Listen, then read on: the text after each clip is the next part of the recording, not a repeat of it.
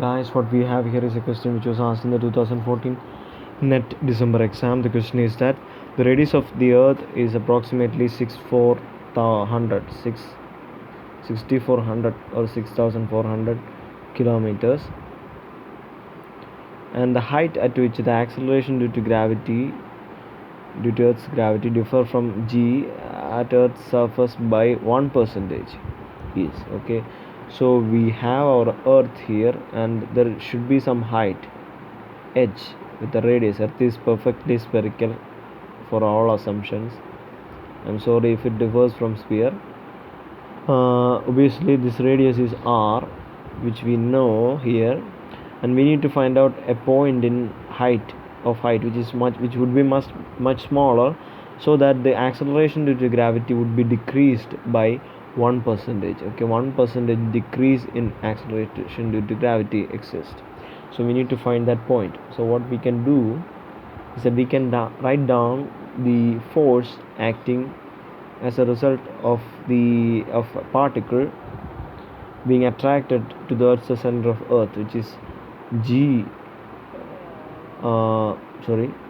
capital G m by r square, right?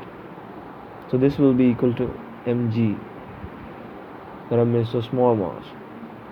Okay, so you can write down acceleration due to gravity g is equal to g times capital M, which is the mass of Earth, times r, which is the radius, r square, on the surface, of course. Yes, this is on the surface.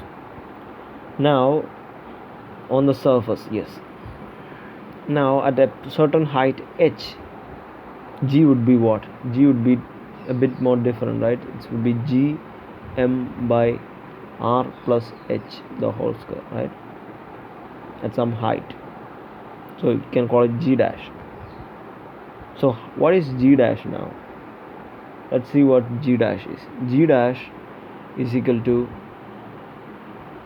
g minus, okay, the 1% is less, which means you have to, the g is 100%, you have to subtract 1% out of that. Okay, what is 1% of g? Which is g by 100, right? Yes. So g dash would be g minus 1%. So it would be 99g by 100, right? Simple. So g dash is just 99g by 100, which is equal to gm by r plus h the whole square. So we have two equations with two terms. Let's divide them both. Divide this with this. You get 99 by 100, 1 and 2. You get 1 by 2. 99 by 100 minus is equal to gm, and gm will cancel. It's r plus h the whole square by r square, right? There is no doubt with that. I hope you can cross multiply. 99 r square is equal to r square into 100 plus 2 into 100 times r h plus 100 h square, right?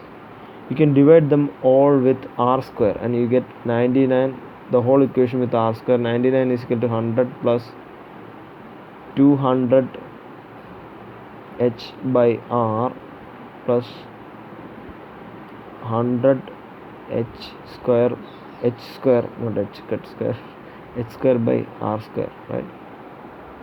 So basically what you can see is that so this term r square would be much greater, right? R square, which would be much, r is of the order of 6400. The square of that would at least have like 8 zeros and all that. So definitely r is much greater than h, which means that this term vanishes. Okay, this term can be eliminated if you want. If you don't want to solve a quadratic equation to get the exact results, you can use approximation to eliminate this term and then see what happens. Okay, So you get this term is gone now. We just neglected that because it's going to be much smaller, because r square is much greater than h square, of course. Yes, now let's see. It's 100 minus 99, which is equal to 1, or you can call it minus 1 on the left side. It's equal to 200 h by r, which means